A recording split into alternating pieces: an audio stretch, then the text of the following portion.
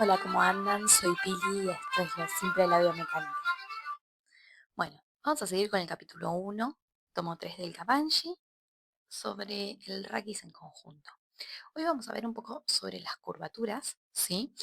Y tenemos que entender que toda curvatura que tenemos solamente se puede observar en un plano sagital, ¿sí? Estas curvaturas, para recordar, son como olas. En un plano sagital se observan perfectamente, ¿sí? No es recta nuestra columna, aunque en una vista posterior sí se ve recta, ¿sí? Se ve una columna rectilínea. En esta imagen también podemos apreciar esta línea de puntos en donde vemos una postura simétrica, la línea de los hombros es horizontal, podemos observar las clavículas, ¿sí? Y acá, en esta línea de puntos, podemos observar las fosetas sacras, ¿sí? Justo acá tenemos un rombo que se llama el rombo de Michaelis, ¿sí? O rombo sacro, que se ubica en la parte baja de la espalda, ¿sí? En la zona posterior de la pelvis, y está formado por 4 puntos, ¿sí? Los 2 puntos laterales van a ser las espinas ciáticas, el punto más superior es la espina ilíaca posterior superior, y el punto inferior es acá en el sacro.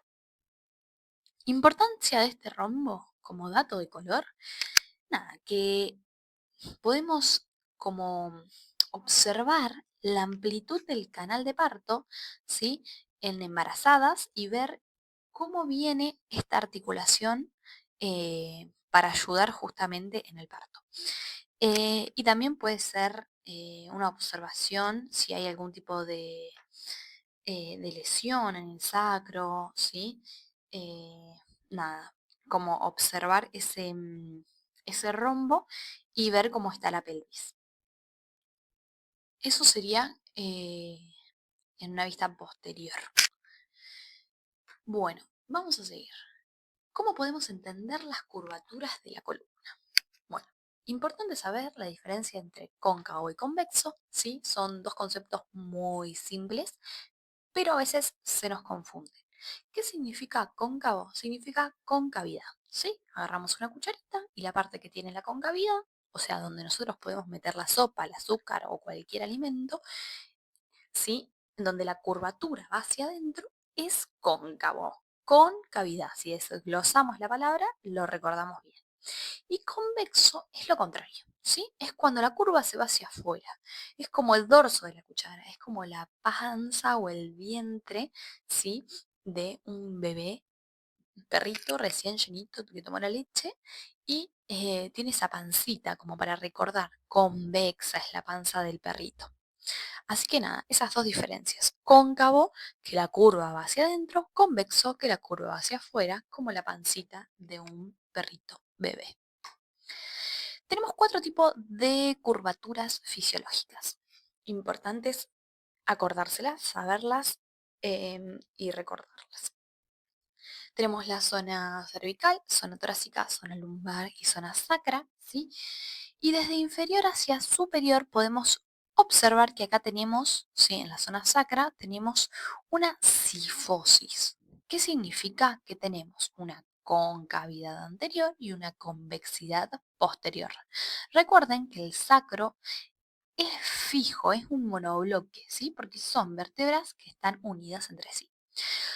Luego tenemos la zona lumbar, en donde tenemos una lordosis, ¿sí? Acá les puse L, lumbar lordosis, para que recuerden y no se olviden, ¿sí?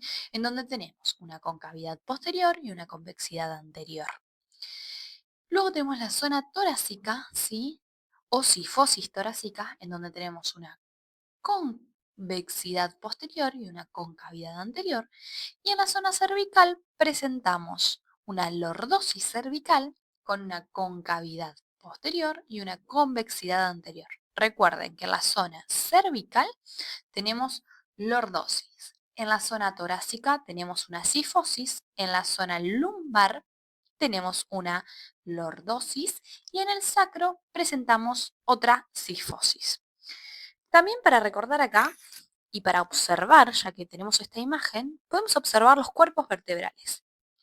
Y podemos diferenciar o observar que los cuerpos vertebrales más superiores son pequeños y los inferiores, por ejemplo en la zona lumbar, son más grandes, ¿sí? Son más prominentes. Esto se da, ¿sí? Porque el peso que nosotros recibimos acá arriba es mucho menor que el que recibimos acá abajo. O sea, ustedes piensen que acá solamente recibimos el peso de la cabeza y la fuerza de la gravedad que nos sostiene con el piso. Pero acá, toda la cabeza y toda la columna y todos los miembros superiores y todo el tórax, y nosotros tenemos que soportar estas fuerzas. Si fueran tan chiquitas las vértebras, no tendríamos el soporte necesario. ¿Sí? Entonces, el cuerpo está diseñado con un material óseo necesario para su función, ¿sí? Es como, podemos decir que se utiliza la ley de la economía, ¿sí? Acá necesito poquito, entonces tengo poquito, y acá necesito mucho, por lo tanto tengo un cuerpo vertebral mucho más prominente. Por lo tanto, los cuerpos vertebrales aumentan de cefálico a caudal, ¿sí? Y ya que estamos, vamos a observar el sacro, ¿sí? Vamos a observar la forma del sacro, que podemos decir que es más ancho arriba y más chiquito abajo, ¿sí? ¿Por qué es esto? Por su funcionalidad. La primera vértebra sacra, ¿sí? Todo el peso se apoya en la primera vértebra sacra. Y no sigue tipo esa fuerza o ese vector que viene de acá arriba, ¿sí? Hacia el sacro, sino que se bifurca y se distribuye en las dos articulaciones sacroiliacas y va hacia los miembros inferiores. Esa es la razón de por qué el sacro es de una forma triangular, ¿sí? Y más ancho en la parte superior y más chiquito en la parte inferior. Bueno, sigamos. Acá tenemos las curvaturas de la columna dorsal, ¿sí? Tenemos una curvatura normal, una hipercifosis, ¿qué significa aumento de la cifosis, ¿sí? Torácica o dorsal. Fíjense que la curvatura se nota mucho. Una rectificación, que no tenemos curvatura, ¿sí? Que no hay curvatura, por lo tanto va a haber algún tipo de complicación. Y inversión, perdón. La inversión es que la curvatura pasa para el otro lado. No es tan común ver, pero bueno, puede estar. ¿Una hiperlordosis lumbar está asociada con una anteversión de pelvis? Bueno, buena pregunta. En la mayoría de los casos sí, pero no siempre, ¿sí? ¿Por qué es esto? A ver si tenemos una imagen acá. No, bueno, no importa. Cuando nosotros hablamos de una hiperlordosis lumbar es que hay un aumento de esa curvatura, ¿sí? Hiperaumento. Por lo tanto, ¿sí?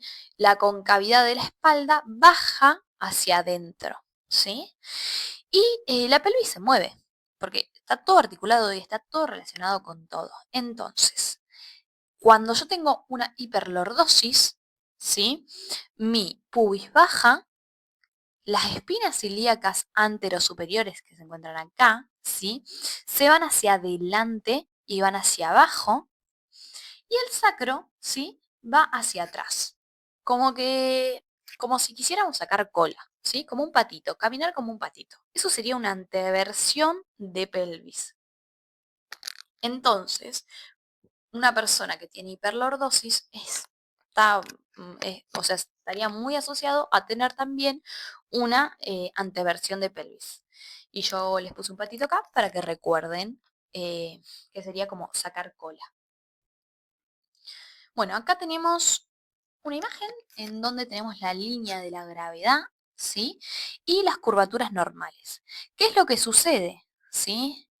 Cuando, por ejemplo, tenemos una hipercifosis, ¿sí? Dorsal. Cuando tenemos una hipercifosis dorsal, como que la línea esta que debería estar acá, está más corrida hacia posterior, ¿sí? Este punto B.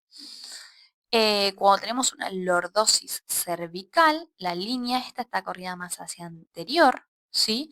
Y en la lordosis lumbar, el punto A está corrida hacia anterior.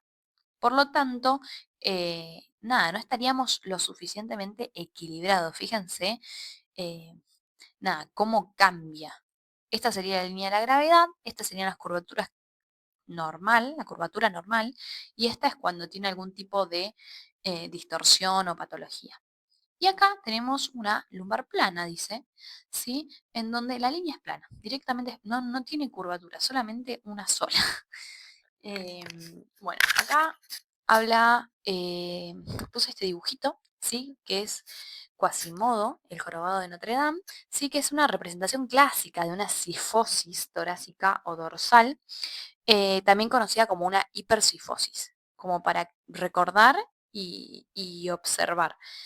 Hay muchas personas que lo tienen. Si ustedes empiezan a prestar un poquito más de atención, nada, se van a ir dando cuenta de a poquito.